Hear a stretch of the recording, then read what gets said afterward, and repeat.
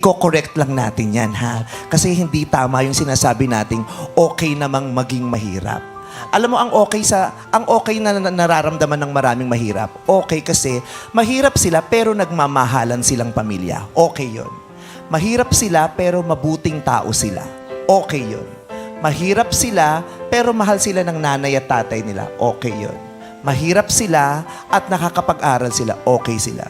Pero kung may pagkakataong maging mayaman, ayaw mo ba yun? Gusto po. Yun. Kaya huwag mo sasabihin, Gusto po. okay, masarap maging mahirap. Kasi hindi totoo yan. Opo. Mali yun. Mali. Mali po. Maling mentality, Opo. ha? Mali ang mentality na mahilin natin ang pagiging mahirap dahil hindi. Maraming pagkakataon sa buhay natin na hirap tayo dahil sa kondisyon ng ating pamumuhay. Nagawa ka ng paraan para makatakas dun sa kahirapan na yun, Opo, sa poverty. Mindset.